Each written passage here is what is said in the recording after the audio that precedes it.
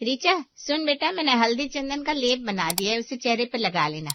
मेरी सहेली बता रही थी उसका असर 2-3 घंटे रहता है चेहरे पर। और हाँ, थोड़ा बहुत मेकअप करना भी सीख लिया ना तूने। कोई पहली बार लेप लगा रही हूँ क्या माँ? आज तक आपकी लेप का कोई असर हुआ है जो अब हो जाएगा? ऐसा लग रहा है मैं सिर्फ अपना रंग गोरा करने और लड़कों को पसंद आने के लिए ही जी रही हूँ। उसके अलावा मेरी जिंदगी का कोई और मकसद है ही नहीं। बेकार की बातें मत किया कर। अरे तेरी तरह सारी लड़कियां सोचने लगी ना तो ये मेकअप और ब्यूटी प्रोडक्ट की हजारों करोड़ की कंपनियां कब की बंद हो गई होती। कौन सी ऐसी लड़की है जिसे सजना संवरना खुद को निखारना पसंद ना हो। अरे जिनके गोरे चिट्टे रंग होते हैं वो भी मुंह पर 10-10 किलो का मेकअप लगा कर निकलती है। तेरा तो फिर भी रंग दबा हुआ है, क्या बिगड़ जाएगा अगर थोड़ा सा अपने आप को सजा लेगी। कोई अच्छा लड़का मिल जाएगा तो तेरी जिंदगी ही बनेगी, मैं तेरी दुश्मन थोड़ी ना हूँ। उफ़ो माँ, तुम शुरू मत हो जाया करो। पिछले 5 सालों से तुम्हारे कहने से हल्दी, चंदन, बेसन, दही, पपीता, केला जो कुछ तुमने कहा सब लगा रही हूँ ना। मेरे रंग में 19-20 भी अंतर आया हो तो बताओ। लेकिन फिर भी तुम्हारा विश्वास डगमगाने को तैयार नहीं है। तुम्हें अभी भी लगता है कि ये सब लेप लगाकर मेरा रंग रूप बदला जा सकता है। ठीक है, कर ले बहस। इसके अलावा तूने और कुछ सीखा है? ना चेहरे पे लेप लगाना, ना मेकअप, और वो नया सूट भी मत पहनना। फटे चिखड़े लपेट कर आ जाना लड़के वालों के सामने। अगर यही ढंग रहना तुम्हारे तो बता रही हूँ आने वाले 5 सालों में भी शादी नहीं होगी तुम्हारी। पापा, मैं शौक से तो ये रंग लेकर पैदा नहीं हुई थी ना। और अगर मेरा रंग ऐसा है तो इसमें मेरी क्या गलती है? बाहर वाले तो जो कहेंगे वो बाद में देखा जाएगा। मुझे तो मेरे अपने घर वाले ही चैन से नहीं जीने दे रहे। मैं तुम्हारी बातें सुनकर मेरे अंदर इतनी हीन भावना आ जाती है कि मुझे लगने लगा है मैं दुनिया की सबसे बदसूरत लड़की हूँ। अरे चुप करो भाग्यवान, जब देखो मेरी बेटी के पीछे हाथ धोकर पड़ी रहती हो। ठीक है ना, जिसे पसंद होगा ऐसे पसंद कर लेगा, तुम उसके ऊपर दबाव बनाना बंद कर दो। माँ से बहस हो जाने के बाद रीचा गुस्से में अपने कमरे में चली गई। मेहमानों के आने से पहले उसने हल्की सी लिपस्टिक लगाई, काजल की पतली लकीर खींची, कपड़े बदले और लड़के वालों से मिलने के लिए हॉल में आकर बैठ गई। वही हुआ जिसका रीचा की माँ को डर था। पूरे 2000 का नाश्ता हजम करने के बाद लड़के वालों ने रीचा के रंग पर सवाल उठाया और रिश्ते के लिए मना हो गई। सुनते हैं आप, अभी फोन आया था। लड़की की बुआ कह रही थी लड़की का रंग 19-20 भी साफ होता ना तो हम रिश्ता कर लेते, लेकिन क्या करे, लड़के को लड़की का रंग थोड़ा दबा हुआ लगा। आप बताइए, अभी भी वकालत करेंगे अपनी बेटी की या नहीं?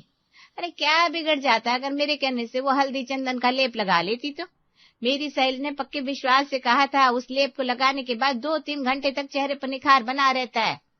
मम्मी पापा के बीच बहस शुरू हो गई थी और उस बहस से बचने के लिए रीचा अपना पर्स लेकर सहेली से मिलने के लिए निकल जाती है। यार रीचा, मुझे ना थोड़ा हेयर ट्रीटमेंट लेना है, मेरे साथ पार्लर चलना, वहीं पर बातें करेंगे। अच्छा चल।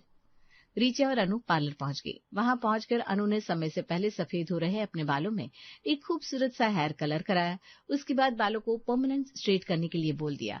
2 घंटे बाद जब अनु रीचा के सामने आई तो रीचा हैरान रह गई। अरे यार, तू तो पहचानने में नहीं आ रही।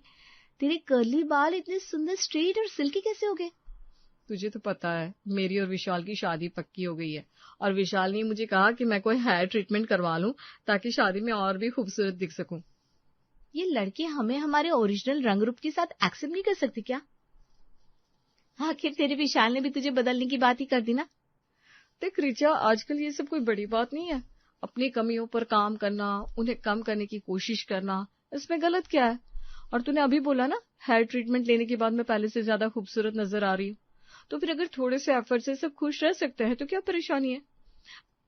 पहले के जमाने में तो शादियों में कितने बड़े बड़े झूठ बोले जाते थे। मैं कम से कम कोई झूठ तो नहीं बोल रही हूँ ना। विशाल को मेरा सारा सच पता है, बस अपने आप को थोड़ा सा ग्रूम कर लिया, इसमें किसी को क्या परेशानी हो सकती है? अरे यार, परेशानी की बात तू मुझसे मत पूछ, मैं खुद परेशान हूँ। मम्मी हाथ धोकर मेरे पीछे पड़ी हुई है। मैं अभी मेकअप करके किसी लड़के को इम्प्रेस कर लूं ताकि कोई अच्छा लड़का मुझे पसंद कर ले। आपको बीच में टोकने के लिए सॉरी मैडम, लेकिन आजकल ना मिनिमल मेकअप से ही आप बहुत खूबसूरत दिख सकती हैं। बस मेरे कहने से थोड़ा सा ट्रीटमेंट पैकेज ले लीजिए। आप खूबसूरत तो है ही, बस आपको थोड़ा निखारने की जरूरत है। आपको एक अच्छा सा हेयर कट और हेयर ट्रीटमेंट दे देती हूँ। इसके अलावा आप लाइट मेकअप लेकर देखिए। पार्लर वाली की बात मानकर रीचा पहली बार अपने मेक ओवर करवाने के लिए रेडी हो जाती है। मेकअप और हेयर कट के बाद रीचा बहुत खूबसूरत नजर आ रही थी। रीचा आज घर पहुंची तो उसका ये नया रूप देखकर उसकी माँ बहुत खुश हो गई। देखा, मैं कहती थी ना, बस थोड़ा सा खुद पर ध्यान देने की जरूरत है। ऐसी कोई बदसूरत थोड़ी ना है मेरी बेटी। अब जब भी कोई लड़के वाला आए तो ऐसे ही तैयार हो जाना। करेगी ना बेटा इतना अपनी माँ के लिए? हाँ भाई ठीक है, चाय पिला दो। अभी रीचा अपने कमरे में बैठकर चाय पी रही थी कि उसे बाहर कमरे से किसी की आवाज सुनाई देती है। नमस्ते मौसी जी। बेटा तुम तो रीचा हो ना, बहुत सालों बाद देखा तुम्हें, कितनी बड़ी हो गई हो। बचपन में देखा था बहुत साल पहले। हाँ, बच्चे कब बड़े हो जाते हैं पता ही नहीं चलता। आजकल इसके लिए लड़का ढूंढ रही हूँ, बस जल्दी से कोई लड़का मिल जाए और इसके हाथ पीले कर दूं। शादी की बातें होती देख रीचा एक बार फिर से उठकर अपने कमरे में वापस चली जाती है। अच्छा सुन, मेरा भतीजा है, तू कहे तो बात चलाऊं। देखा मेकअप का कमाल, आज ही रिश्ता आ गया। हाँ हाँ क्यों नहीं, तू चलाना बात। 2 दिन बाद उर्मिला की सहेली अपने भतीजे आशुतोष के साथ उर्मिला के घर पहुंच गई। देख बेटा, बिल्कुल वैसे ही जाना है तुझे लड़के वालों के सामने जैसे तू उस दिन मेरी सहेली से मिली थी ना। एक बार रिश्ता हो जाए फिर रंग रूप को कोई इतनी तवज्जो नहीं देता, बस ये शादी होने तक के ही चौंचले होते हैं। माँ की जिद देकर रीचा पार्लर से रेडी होकर आई थी और इस बार मेकअप का ऐसा जादू चला कि वाकई रीचा का रिश्ता आशुतोष के साथ पक्का हो गया। शादी से पहले अक्सर ही आशुतोष रीचा से मिलने की जिद किया करता और हर बार रीचा को पार्लर जाकर मेकअप करना पड़ता, जिससे अब रीचा ऊबने लगी थी। अरे यार, ये मेकअप करके पता नहीं क्या मुसीबत ले ली है मैंने। थक गई हूँ मैं रोज रोज ये मुंह पर मेकअप की परतें लगवाकर। ये मुझे झूठ का रिश्ता करना स्वीकार ही नहीं था। आज नहीं तो कल आशुतोष देखेंगे ही ना कि मेरा असली रंग क्या है। आप बिल्कुल भी परेशान मत होइए मैडम, आप मेरी रेगुलर कस्टमर हैं और मैं आपकी परेशानी बहुत अच्छे से समझती हूँ। मेरे पास एक क्रीम है, क्रीम क्या स्किन ट्रीटमेंट समझ लीजिए। आपने ये हीरोइनों को नहीं देखा, सारी हीरोइन जब पहले नई नई आती है तो इनका रंग कितना दबा हुआ होता है, बाद में कैसे निखर कर दूध की तरह हो जाती है। सब स्किन ट्रीटमेंट का कमाल है। आप ये क्रीम ले जाइए, थोड़ी सी महंगी है लेकिन इसे लगाने से आपकी स्किन का कलर परमानेंट चेंज हो जाएगा। सच में ये काम करेगी? मुझे इस रोज रोज के मेकअप से छुटकारा मिल जाएगा? बिल्कुल मैडम, 1 महीना लगाइए, उसके बाद स्टॉप कर देना। रीचा पार्लर वाली की बातों में आ गई। 2000 देकर उसने वो क्रीम का डब्बा लिया और पार्लर वाली के बताए अनुसार रोज चेहरे पर लगाने लगी। जैसा पार्लर वाली ने कहा था ठीक वैसा ही हुआ। 10 दिन के बाद रीचा का चेहरा अचानक से निखरने लगा। देखा, मैं ना कहती थी हर परेशानी का हल होता है। भला हो उस पार्लर वाली का, तुझे क्रीम नहीं जादू की छड़ी दे दी उसने। अरे तेरा रंग तो ऐसे निखर गया कि कभी कभी मैं ही धोखा खा जाती हूँ कि ये वही रीचा है या कोई और। अच्छा सुन, क्रीम तो लगा रही है ना तो बराबर, चाहे एक टाइम का खाना खाना छोड़ दे लेकिन क्रीम लगाना मत भूलना। मम्मी 1 महीना पूरा हो गया, अब क्रीम लगाने की जरूरत नहीं है। अरे पागल है क्या? 1 महीने में इतना अच्छा असर दिखाया है क्रीम ने, तो बंद कर देगी तो शादी तक फिर से तेरा रंग पहले की तरह हो जाएगा। ये ले 4000 रुपये, एक साथ क्रीम के 2 डब्बे खरीद लाना, शादी के बाद भी क्रीम बंद करने की जरूरत नहीं है। माँ के कहने पर रीचा क्रीम को लगातार अपने चेहरे पर लगाती रहती है। शादी के 1 सप्ताह पहले, माँ ये मेरे चेहरे पर काले धब्बे कैसे दिखाई दे रहे हैं? ऐसा लग रहा है जैसे चेहरा झुलस गया हो। हाँ बेटा, लग तो रहा है। तो ऐसा कर, हल्दी चंदन का लेप लगा ले, आराम हो जाएगा। माँ के कहने से रीचा दागों पर हल्दी चंदन लगा लेती है, जिसके बाद उसका चेहरा काला पड़ने लगता है। रीचा यार क्या हो गया तेरे फेस को? तुम मेरे साथ किसी स्किन स्पेशलिस्ट के पास चल, 5 दिन में तेरी शादी है और ये सब क्या हो गया? रीचा अनु के साथ डॉक्टर के पास पहुंचती है तो डॉक्टर उसे बताते हैं कि उसके चेहरे पर केमिकल के ओवर एप्लीकेशन के कारण डैमेज हो गया है। इसका मतलब जो क्रीम मुझे पार्लर वाली ने दी थी उसी के कारण ये सब हो रहा है। देख लिया तुम लोगों ने, ये नकली सुंदरता कितनी भारी पड़ी। मैं उस पार्लर वाली को नहीं छोड़ूंगी। रीचा गुस्से में पार्लर पहुंचती है। एक बात बताइए, मैंने साफ साफ कहा था ना 1 महीना इस्तेमाल करने के बाद क्रीम को मत लगाइएगा, लेकिन आप पिछले 2.5 महीने से दिन रात क्रीम को अपने चेहरे पर लगा रही हैं। अब इसमें मेरी गलती है या आपकी? आप जाकर अपना ट्रीटमेंट कराओ, यहाँ पर टाइम वेस्ट करने से कोई फायदा नहीं है। और आप मेरी कोई पहली कस्टमर नहीं है, आज तक हजारों लोगों को स्किन ट्रीटमेंट दिया है मैंने, आज से पहले तो ऐसा कभी नहीं हुआ। तू चल यार, यहाँ तमाशा करने से कोई फायदा नहीं है। तू तो पढ़ी लिखी है, कैसे इतनी बड़ी गलती कर बैठी? किसने कहा था ये केमिकल ट्रीटमेंट इतने लंबे समय तक फेस पर अप्लाई करने के लिए? अभी तो दवाइयां लगा, फिलहाल तो तेरा वेडिंग मेकअप से ये सब कवर हो जाएगा, लेकिन तुझे लंबे टाइम तक दवाइयां लेनी पड़ेगी। अब कुछ भी नहीं हो सकता था। कई दिनों तक रीचा अपने चेहरे को देख देख कर रोती रहती थी, लेकिन बात अब उसके हाथ से निकल चुकी थी। किसी तरह महंगा पार्लर बुक करके रीचा की शादी होती है। मेकअप की मोटी परत ने सच्चाई को छिपा लिया था और अब वो शादी करके आशुतोष के घर पहुंच जाती है।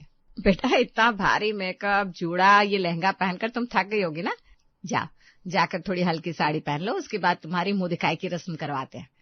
सासू माँ की बात सुनकर रीचा ने हाँ में गर्दन तो हिला दी, लेकिन अब उसे मन ही मन डर लग रहा था। कुछ देर बाद रीचा तैयार होकर घूंघट लेकर हॉल में बैठ जाती है। चलो, बहुत अच्छा हुआ तुम तैयार होगी। सबसे पहले मुंह दिखाई तो मैं ही करूंगी। इतना कहकर रीचा की सास उसका घूंघट हटाती है तो रीचा का चेहरा देखकर उसे मानो करंट सा लग जाता है। अरे बेटा, ये क्या हो गया तुम्हारे चेहरे को? अभी सुबह तक तो बहुत खूबसूरत लग रही थी तुम। वो माँ जी, लगता है मेकअप से एलर्जी हो गई है, उसी के कारण काले दाग बन गए। 1-2 दिन में ठीक हो जाएगा।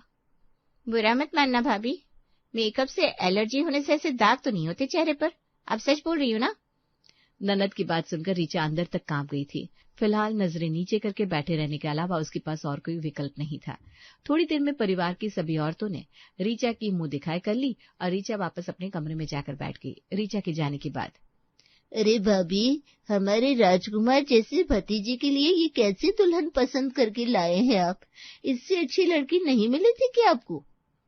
अरे आपका आशुतोष, इसमें ऐसी क्या खोट थी जो ऐसी दुल्हन को ब्याह करके ले आए?